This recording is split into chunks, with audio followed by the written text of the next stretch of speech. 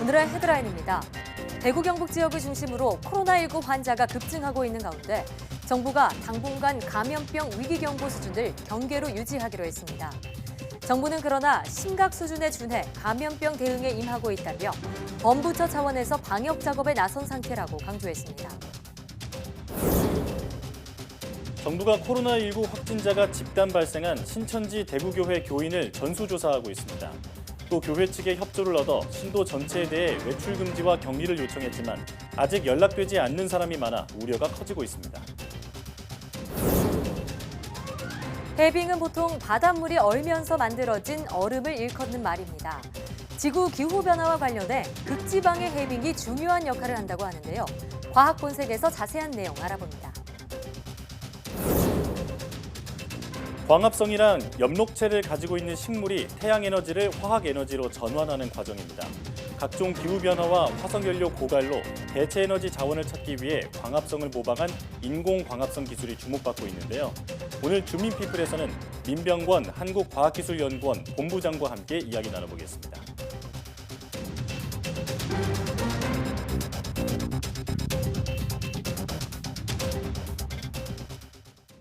여러분 안녕하십니까? 사이언스 투데이입니다. 대구 경북을 중심으로 코로나19 환자가 속출하는 가운데 정부가 당분간 현재 경계 수준인 감염병 위기 경보를 유지하기로 했습니다.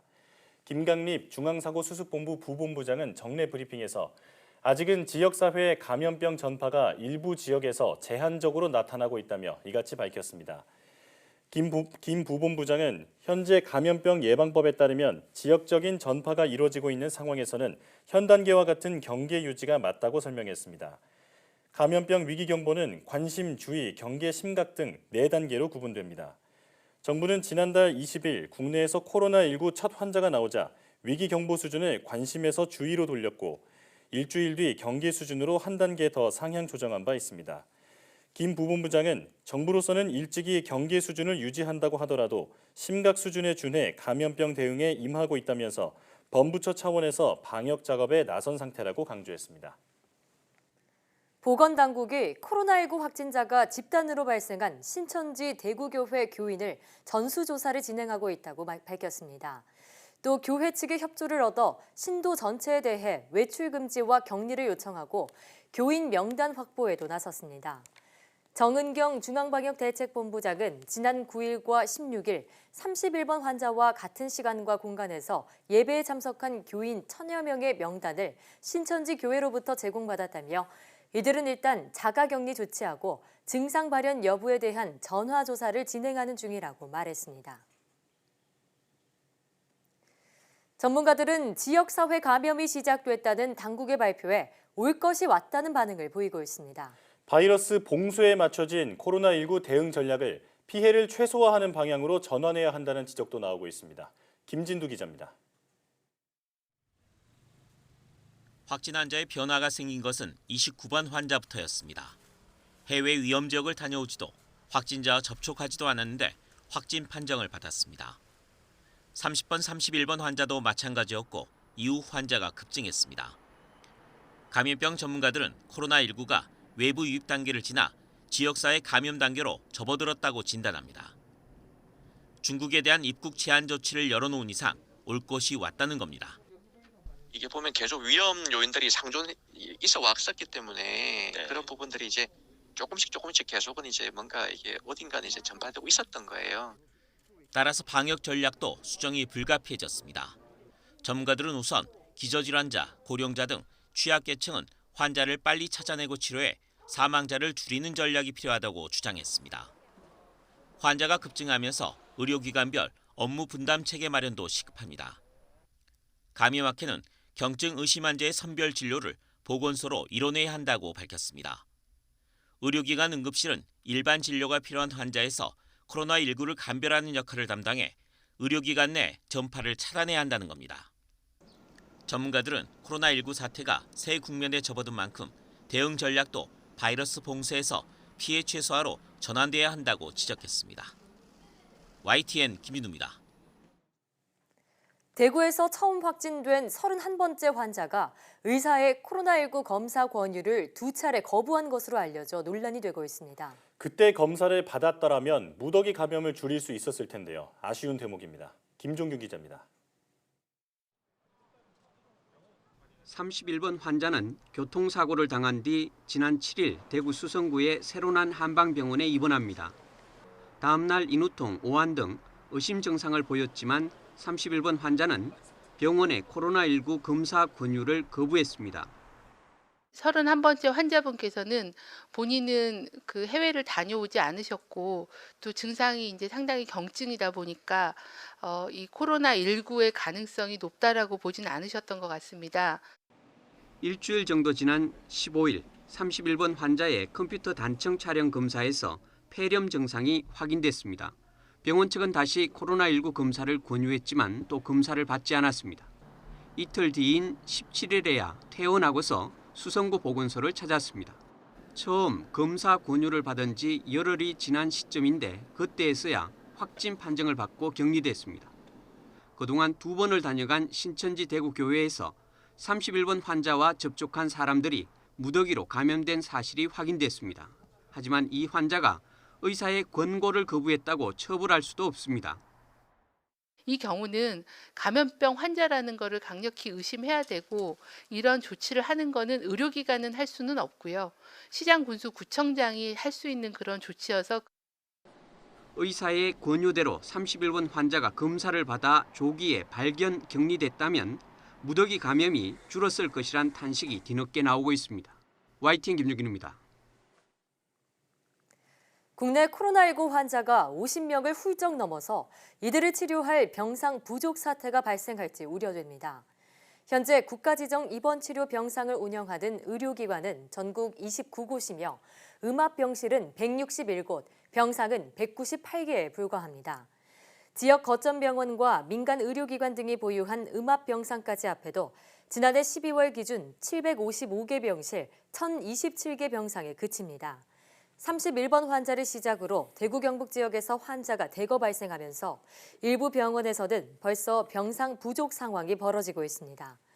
대한병원협회는 지금처럼 경증 코로나19 환자까지 모두 음압병실에서 치료하다가 대유행 상황이 되면 의료계가 보유한 격리병상이나 음압병실로는 환자를 제대로 수용할 수 없다며 강한 우려를 나타냈습니다.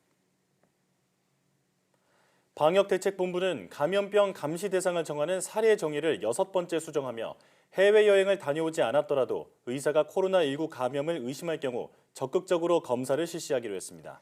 확진자의 접촉자를 격리해서 해제할 때 진단검사를 실시하는 등 관리도 강화하기로 했습니다. 보도에 한영규 기자입니다. 감염원을 찾을 수 없는 지역사회 감염 사례들이 잇따라 발생하면서 방역당국의 감시 대상도 확대됩니다. 방역대책본부는 감염병 감시 대상을 정하는 사례 정의를 6번째 수정해 조사 대상자를 확대하기로 했습니다. 의료진이 코로나19 감염이 의심된다고 판단할 경우 해외여행 여부와 관계없이 적극적으로 검사를 시행하도록 했습니다. 또 원인 불명의 폐렴 증상으로 병원에 입원한 환자는 음압병실 또는 1인실에 격리한 후 코로나19 검사를 실시하도록 했습니다. 현재 상황에서는 지나치게 두려워하시지 말고 침착함을 유지하면서 환자를 신속히 발견하고 발견된 환자는 신속히 격리하며 적극적인 치료를 진행하는 것이 무엇보다도 중요합니다. 확진자와 접촉한 사람의 격리 해제 기준도 강화됩니다. 그동안 접촉자들은 최대 잠복기인 14일 동안 보건당국으로부터 건강 상태를 점검받다가 별다른 증상이 없으면 격리가 해제됐습니다. 하지만 앞으로는 의료인과 간병인, 확진자의 동거인, 역학조사관이 필요하다고 판단할 경우 격리 13일째 코로나19 검사를 실시해 음성 판정을 받아야 격리에서 해제될 수 있습니다. 이 같은 조치들은 지역사회에서 코로나19 감염자를 조기에 찾아내 적절한 치료를 하기 위한 것입니다. 하지만 이를 통해 확진자가 더 늘어날 수 있기 때문에 환자들을 수용할 수 있는 음압 격리 병상과 치료 인력을 확보하는 것이 과제가 되고 있습니다. YTN 한윤규입니다. 국내 감염병 전문가들은 코로나19 감염증의 치사율이 신종 인플루엔자보다 높고 메르스보다는 낮은 것으로 보인다고 밝혔습니다. 국내 감염병 전문가 모임인 신종감염병 중앙임상위원회는 국립중앙의료원에서 열린 기자회견에서 이런 연구 결과를 발표했습니다. 전문가들은 다만 고령자나 지병이 있는 경우 임상적인 중증도를 보일 수 있어 유의해야 한다고 설명했습니다. 또 현 상황을 지역사회 전파가 유력하다고 평가하며 행정과 방역, 의료체계를 정비하고 범부처 공중보건기관의 자원을 최대한 효율적으로 활용할 수 있어야 한다고 덧붙였습니다. 국회 보건복지위원회는 전체 회의를 열어 코로나19에 대응하기 위한 코로나 3법을 의결했습니다. 코로나 3법은 감염병의 예방 및 관리에 관한 법률과 검역법, 의료법 개정안입니다. 감염병 예방법 개정안은 코로나19와 같은 1급 감염병이 유행해 의약품 등의 급격한 물가 상승이나 공급 부족이 발생하면 보건복지부 장관이 일정 기간 마스크와 손소독제 등의 수출을 금지하도록 했습니다. 또 감염병 유행으로 주의 이상의 경보가 발령되면 사회복지시설을 이용하는 어린이와 노인 등 감염 취약계층에게 마스크 등을 지급할 수 있게 했습니다. 복지위 전체 회의를 통과한 코로나 3법은 법제사법위원회를 거쳐 오는 27일 국회 본회의에서 처리될 것으로 보입니다.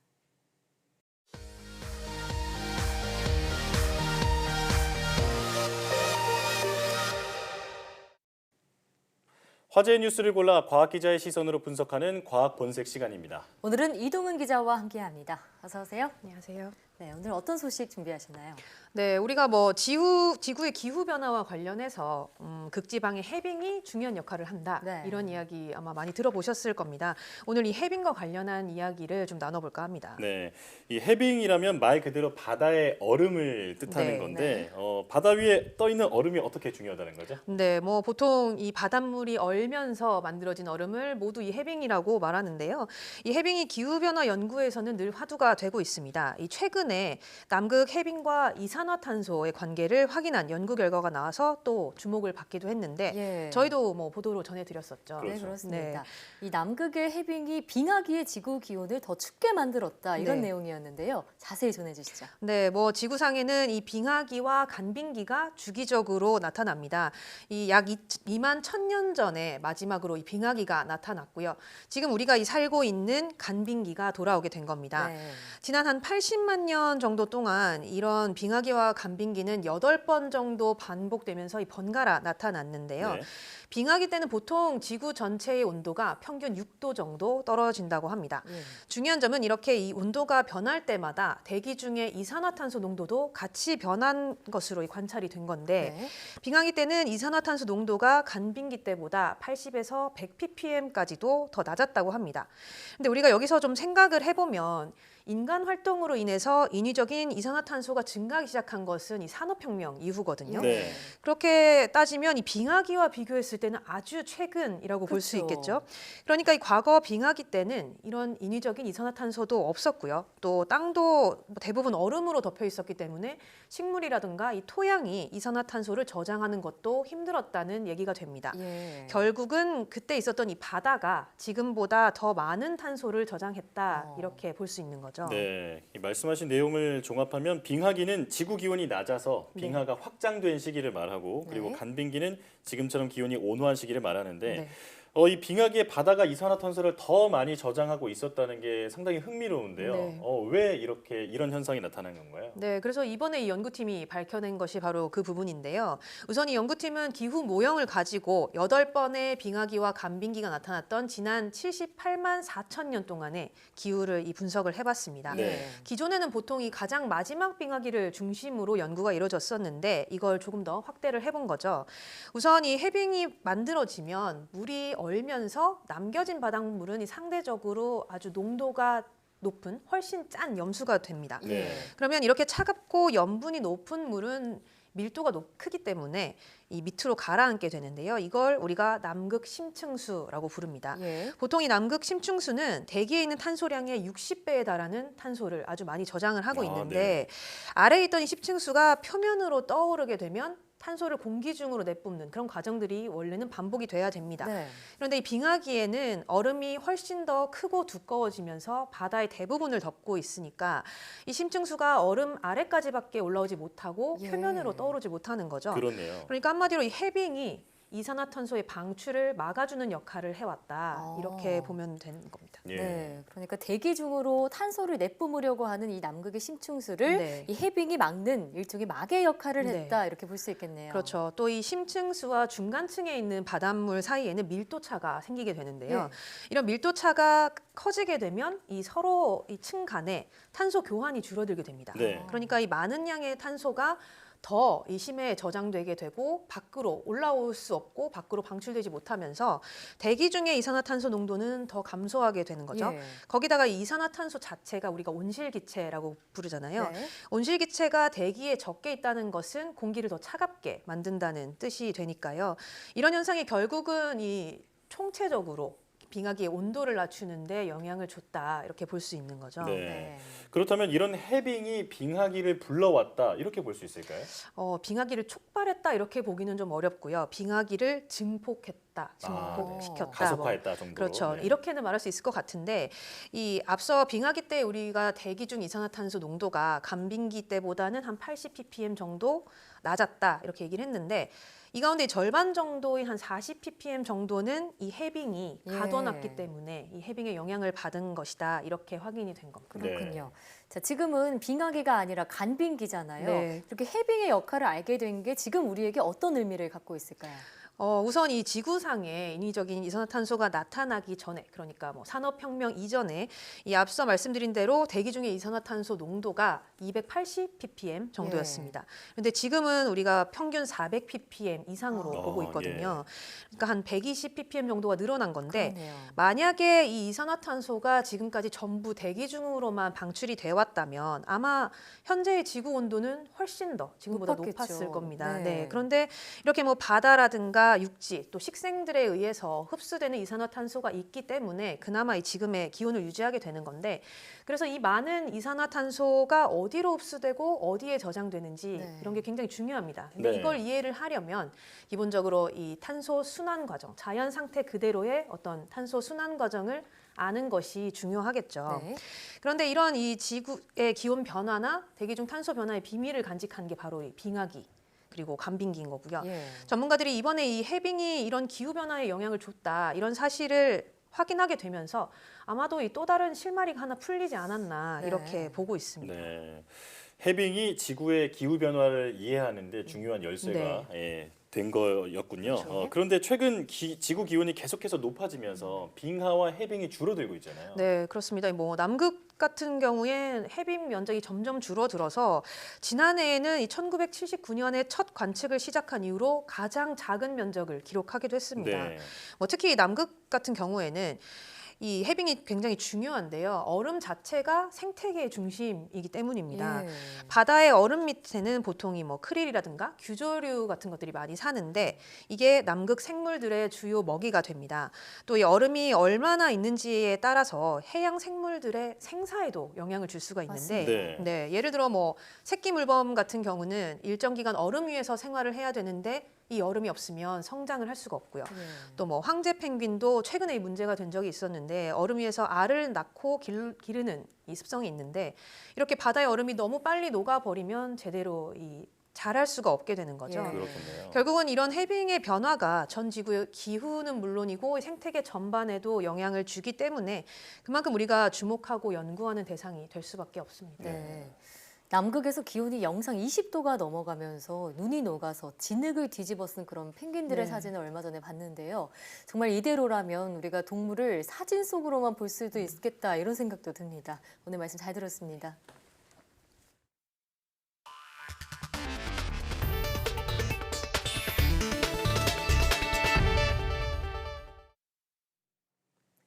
코로나19 사태로 우리 산업에도 충격파가 계속되고 있습니다. 현대기아차는 중국산 부품 물량이 충분하지 않아 휴업을 반복하고 있고 항공업계는 연이어 비상 경영에 들어갔는데요. 사태가 잦아들 기미가 보이지 않으면서 장기화 우려도 커지고 있습니다. 보도에 이지은 기자입니다. 중국에서 만드는 자동차 혈관, 와이어링 하니스 부족으로 휴업했다가 가동을 재개한 현대차 울산 공장입니다. 중국 현지 공장 가동률이 저조해 부품 수급이 원활하지 않자 1공장과 2공장을 다시 멈추기로 했습니다. 기아차 소아리 공장 휴업도 21일까지로 연장됐습니다. 현대차 측은 춘제 연휴 이후 복귀한 직원들의 격리가 끝나는 다음 주부터는 조금 숨통이 트일 것으로 내다보고 있지만 장담할 수만은 없는 상황입니다. 코로나19 직격탄을 맞은 항공업계는 잇따라 비상경영에 들어갔습니다. 아시아나는 전 직원 무급휴직을 실시하고 이스타항공도 임원급여 30%를 반납하기로 했습니다. 초기에는 예약 취소가 많았는데요. 사태가 장기화되면서 여행 심리마저 얼어붙어 막대한 영업 적자가 예상되는 상황입니다. 무엇보다 세계의 공장인 중국의 공급망 차질이 길어지고 소비가 위축되면 우리 기업들은 연쇄적으로 피해를 입을 수밖에 없습니다. 실제로 우리나라는 중국이 중간재를 수출하는 국가 중에서 1차 금속은 1위, 화학과 전자부품은 2위, 기계와 자동차 운송 분야는 3위로 큰 비중을 차지하고 있습니다. 한국은 특히 중국산 중간재에 대한 의존도가 높은 나라 중에 하나로서 코로나 사태가 장기화될 경우에 그 영향을 피해갈 수 없을 것으로 보입니다. 중국 이외의 지역으로부터의 중간재 공급을 할 수 있는 유연한 공급망을 만들어야 할 것입니다. 코로나19 사태가 언제 잦아들지 그 끝을 알 수 없는 상황에서 국내 기업들의 고심만 깊어지고 있습니다. YTN 이지은입니다. 코로나19 집단 감염이 발생한 일본 크루즈선에서 승객들의 하선이 이어지고 있습니다. 승객의 국적이 워낙 다양해 한국을 경유해 자국으로 돌아갈 가능성이 제기됐는데요. 정부는 이들 가운데 외국인에 대해 우리나라로 들어오지 못하도록 할 방침입니다. 장하영 기자입니다. 코로나19의 배양 접시가 된 일본 크루즈선 다이아몬드 프린세스. 3,000명 가까운 탑승객의 하선이 시작되면서 이들이 한국으로 올 경우 우리 방역망을 뚫을 수 있다는 우려가 나왔습니다. 정부가 이들 승선자 가운데 외국인의 국내 입국을 금지한다고 밝혔습니다. 일본에서 이제 하선을 하셔서 이제 국내에 들어올 수 있는 그런 경우가 있을 수 있습니다. 그런 경우에는 저희는 종전의 예에 따라서 국내에 입국을 하게 되면 외국인의 경우에는 입국 금지를 우선 요청을 지금 한 상태고, 승선자 가운데 우리 국민이 입국한다면 앞서 수송기로 빠져나온 7명과 동일하게 14일 동안 격리 생활을 하게 됩니다. 정부는 우리 국민은 격리와 같은 관리가 가능하지만 외국인의 경우 불가능하기 때문에 아예 입국을 금지하는 거라고 설명했습니다. 또 일본 정부와 선사, 여행사 등의 크루즈선 탑승자 명단을 요청했다고 밝혔습니다. 지금 그 크루즈선에 탑승했던 분들의 명단은 저희가 외교부를 통해서 요청을 해놓은 상태입니다. 일본은 14일간의 해상 격리가 끝났다며 하선한 승객들을 바로 일상생활로 복귀시키고 있지만 우리와 미국 등 비행기로 자국민을 데려온 나라는 추가로 14일 격리 관찰을 선택하고 있습니다. YTN 장하영입니다.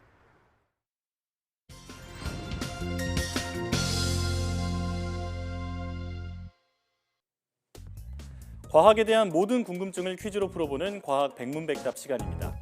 건조하고 먼지도 날리는 겨울철, 공기 정화를 위해 실내에서 식물 키우는 분들 많으시죠? 쾌적한 실내 공기를 위한 식물 활용법은 무엇일지 OX 퀴즈로 알아보겠습니다. 실내 식물은 가습기 역할을 할 수 있다? 정답은 O입니다. 식물의 잎에 있는 기공은 사람의 코와 같은 역할을 하는데요. 식물은 이 기공을 통해 공기 중 오염물질을 흡수하고 반대로 가지고 있는 수분을 방출합니다. 이런 과정을 증산작용이라고 하는데요. 자연스럽게 식물이 공기 중 습도를 높이는 가습기의 역할을 하게 되는 거죠. 우리가 식물과 함께 있을 때 숨쉬기가 편안한 이유가 있었습니다. 공기정화 식물을 키우면 환기를 하지 않아도 된다? 정답은 X입니다. 공기정화 식물은 공기질 개선에 도움을 주지만 실내 공기 전체를 정화하기는 어려운데요. 그래서 창문을 여는 자연 환기가 가장 효과적이라고 합니다. 또 적절한 환기는 공기정화 식물의 생장에도 좋은 영향을 주니까요. 주기적으로 실내를 환기하는 것이 좋겠죠. 지금까지 과학 백문백답이었습니다.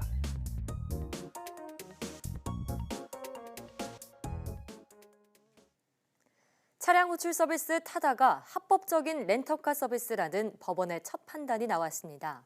벤처업계는 신산업의 발목을 잡았던 제도적 불확실성이 해소됐다며 환영의 뜻을 나타냈는데요.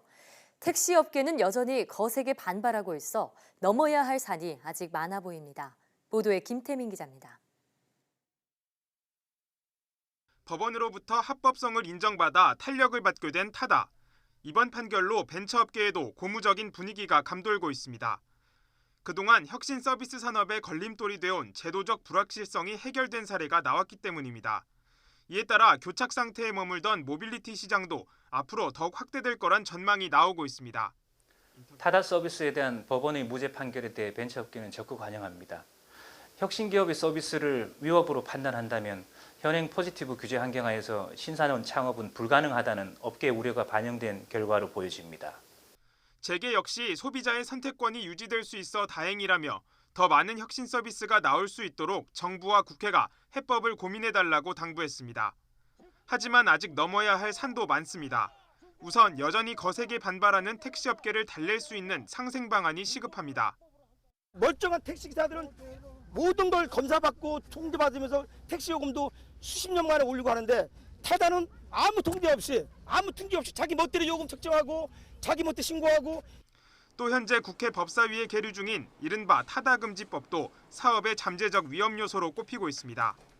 다만 이번에 사법부가 타다의 손을 들어주면서 앞으로 남은 법안 처리 과정도 영향을 받을 거란 전망이 나오고 있습니다. 이처럼 갈등의 불씨가 남아있는 가운데 제2, 제3의 타다 사태를 막기 위해선 혁신 사업을 뒷받침할 법과 제도의 정비가 시급하다는 지적이 나오고 있습니다. YTN 김태민입니다. 스마트폰 없는 일상을 상상하기 어려운 분들 많으시죠? 스마트폰은 우리 생활을 편리하게 해주기는 하지만 지나치게 사용하면 과도한 의존 증세가 나타나기도 합니다. 혹시 나도 스마트폰에 과도하게 의존하고 있는 건 아닐까요?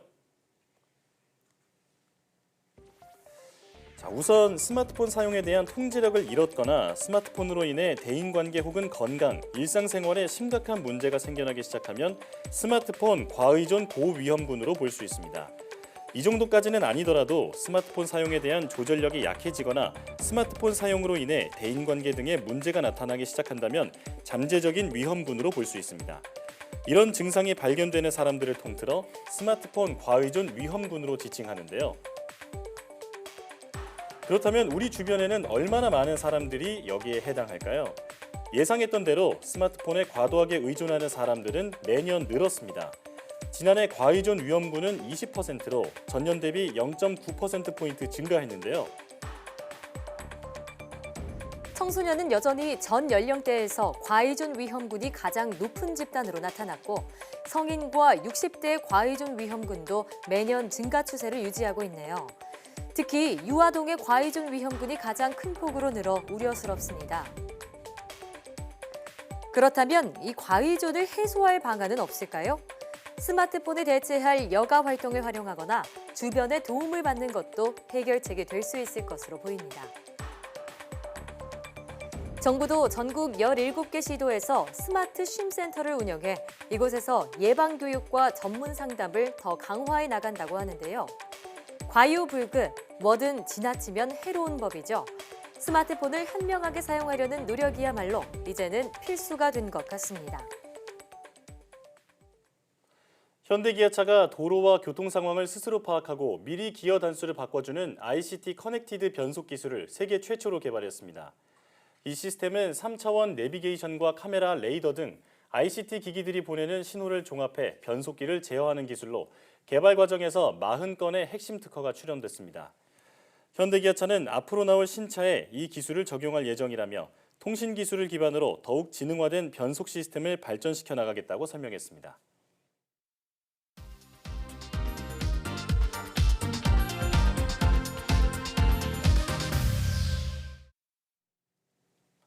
현재 인류가 사용하고 있는 화석연료는 지구온난화와 환경오염의 주범으로 꼽히고 있습니다. 그래서 전 세계적으로 화석연료를 대체할 수 있는 에너지 연구에 힘을 쏟고 있는데요.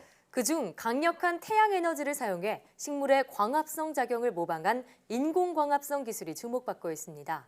오늘 주미피플에서는 한국과학기술연구원 국가기반기술연구본부 민병권 본부장과 함께 인공광합성 기술에 대해 자세한 이야기 나눠보겠습니다.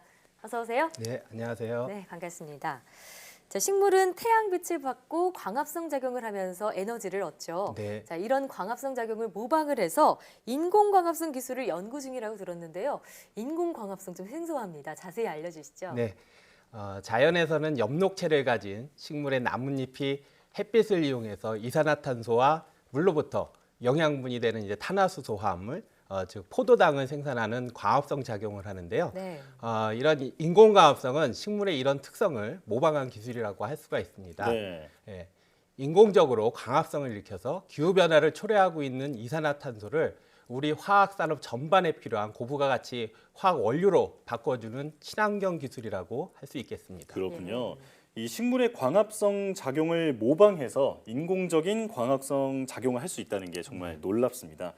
그런데 식물은 엽록체를 이용해서 광합성 작용을 하잖아요. 네네. 우리에게는 엽록체가 없는데 네. 어떻게 인공 광합성을 할 수가 있는 건가요? 예, 그래서 어떻게 보면 식물 내에서 광합성 작용을 하는 엽록체를 인위적으로 만드는 기술을 인공광합성 기술이라고 부를 수도 있겠습니다. 네. 식물의 경우 엽록체라는 세포 안에서는 햇빛을 전자로 변화시켜주는 명반응과 이렇게 생성된 전자와 이산화탄소를 이용해 포도당을 합성하는 암반응이라는 두 가지 반응이 일어나게 되는데요. 네. 엽록체 안에는 단백질로 이루어진 포토시스템 1, 2라는 이제 기관들이 존재하게 됩니다. 포토시스템 2는 햇빛을 흡수해 물을 분해하는 과정인데요. 이 과정에서 이제 산소와 전자가 생산이 되게 됩니다. 예. 이때 생성된 전자는 포토시스템 1을 통해서 고에너지 이제 전자가 되는데 여기까지 과정을 이제 우리가 빛을 사용하기 때문에 이제 명반응이라고 합니다. 명반응이요. 예. 네. 명반을 통해 이제 만들어진 고에너지는 이제 켈빈 사이클이라고 불리우는 식물의 이제 생리 반응을 통해서 이산화탄소를 환원시켜 포도당을 만들게 되는데요. 예. 이 과정을 이제 암반응이라고 합니다. 네. 따라서 이제 인공광합성을 위해서는 포토시스템 1, 2 그리고 이제 켈빈 사이클 역할을 대신해 줄 수 있는 그런 기능이 필요한데요. 이런 기능들을 탑재한 광전기 화학전지를 활용해 엽록체 역할을 대신해 주게 됩니다. 네. 그렇군요. 그러니까 자연에서 식물이 광합성을 하려면 엽록소가 필요한데 네. 이 엽록소의 역할을 광전기 화학전지가 네네. 대신해 주는 거군요. 네네. 자, 그 말은 인공 광합성 연구에 있어서 이 광전기 화학전지가 빠질 수 없다는 그런 얘기인데 키스트 연구팀에서도 이 전지를 직접 개발하셨다고요? 네네네 그렇습니다. 인공광합성에 대한 연구가 가속될수록 그에 따른 이제 디바이스 시스템 개발 또한 이제 활발해지게 되는데요. 네. 인공 나뭇잎이라고도 이렇게 불리는 그런 이제 디바이스들이 많이 개발되고 있습니다. 몇 년 전 이제 저희 키스트 연구팀에서도 세계 최초로 실제 이제 나뭇잎의 광합성 효율을 훌쩍 뛰어넘는 그 예. 광전기 화학전지를 개발해서 이제 소개한 바가 있습니다. 네. 저희 키스트 연구팀에서 개발한 광전기 화학전지에는 무게가 가볍고 또 약한 빛에서도 이제 발전 성능이 높은 CIGS라고 이제 불리우는 방막 태양전지 기술과 또 금속 산화물 촉매를 이용해서 엽록체에서 아까 말씀드린 포토 시스템 2에 해당하는 이제 광전극을 만들었고요. 또 나노 구조를 가지고 있는 귀금속 촉매를 개발하여 이산화탄소로부터 일산화탄소를 만드는 촉매로 이용을 했습니다. 네. 자, 이 지금 동영상이 네. 나오고 있는데 이게 네네. 어떤 건가요? 네, 영상에서 보시듯이 이제 빛이 태양빛이 이렇게 예. 켜지면 광전극에서 이제 물 분해가 시작이 돼서 지금 이제 산소 분자가 생산되는 모습을 보실 수 있고요. 동시에 이제 켈빈 사이클 기능을 가진 환원전극에서는 이제 이산화탄소가 일산화탄소로 변환되는 모습을 보실 수가 있습니다. 그렇군요. 네, 여기서의 중요한 점은 이 장치에서는 다른 어떤 추가적인 에너지 공급 없이 그 태양 빛만으로 두 가지 반응을 이제 동시에 일으킬 수 있다는 점입니다. 태양 빛만으로요? 네네. 정말 획기적인데요. 네네.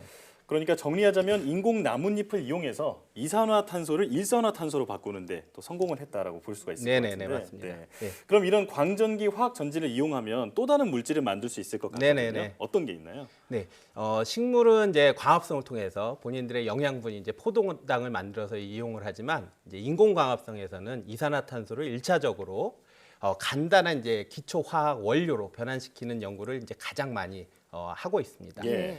그 중에서도 이제 연구가 가장 많이 이루어진 이제 화합물로서는 이제 일산화탄소와 이제 개미산을 들 수가 있는데요. 가장 이제 좀 간단하고 쉬운 반응이라고 할 수가 있습니다. 네.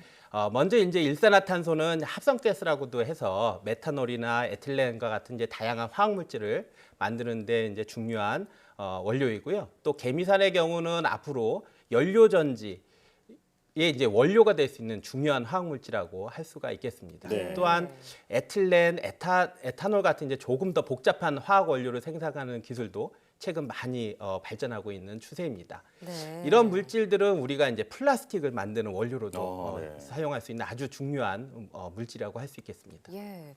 마치 연금술 같다는 생각도 예, 예. 드는데요. 네, 맞습니다. 인공광합성 기술을 가정에서 쓰이는 이산화탄소로 현재 화학 공정에서 널릴 수 있는 그런 연료들을 생산해낸다 이런 네. 말씀이군요. 자, 이 외에도 인공광합성 기술이 갖고 있는 특별한 강점이 있다고 들었는데 어떤 건가요? 네네. 지금 우리가 생활하고 있는 이제 현 시대를 이제 많은 사람들이 화석 에너지 기반 사회라고 이렇게 부릅니다. 네. 이제 하지만 이제 가까운 미래에는 신재생 에너지가 이제 주류가 되는 그런 신재생 에너지 이제 기반 사회가 도래할 것이라고 이제 예상을 하고 있는데요. 네.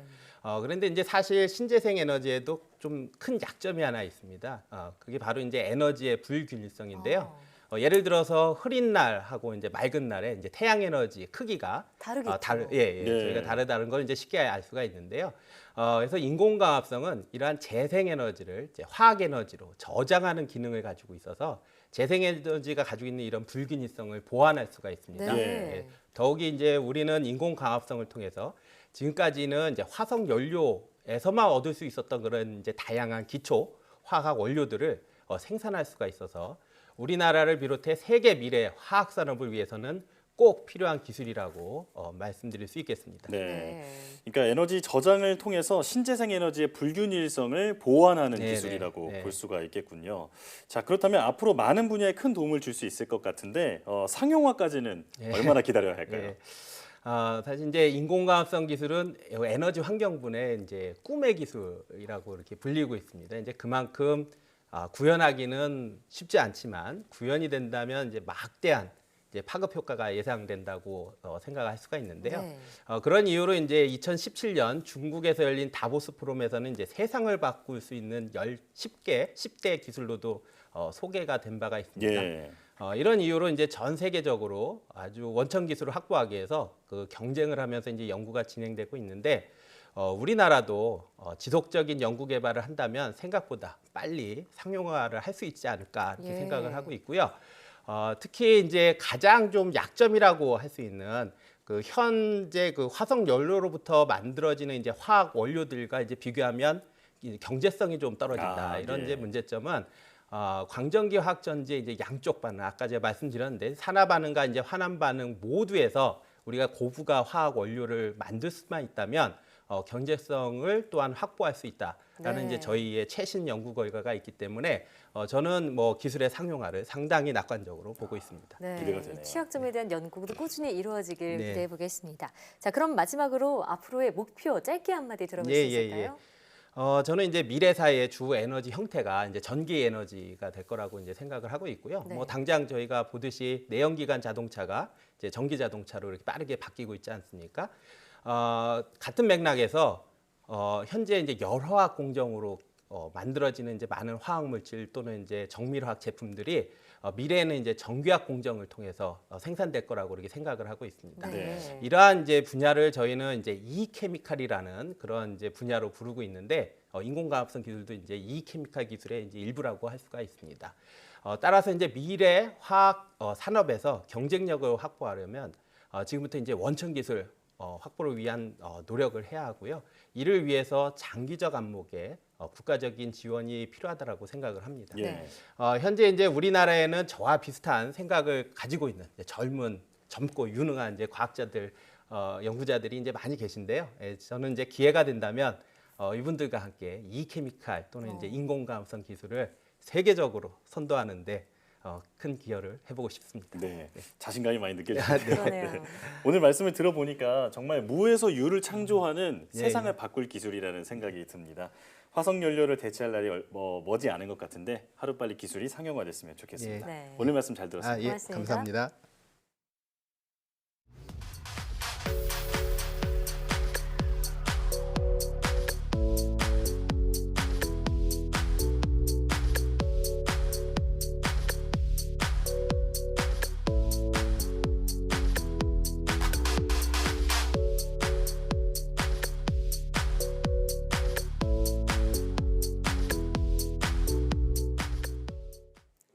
만약 아이가 스마트폰에 과하게 의존한다면 부모는 어떻게 대처해야 할까요? 우선 스마트폰을 사용할 때 늘 부모가 함께 해야 합니다. 또 가정에서 스마트폰을 쓸 수 있는 장소와 구체적인 시간을 정하는 게 좋은데요. 아이가 스스로 스마트폰 사용을 끝내도록 하고 끝난 뒤에는 좋아하는 놀이를 부모와 함께 하는 게 좋다고 하네요. 무엇보다 아이는 부모의 습관을 대물림한다는 것 잊지 말아야겠습니다. 사이언스 투데이, 오늘 저희가 준비한 소식은 여기까지입니다. 함께해 주신 여러분 고맙습니다.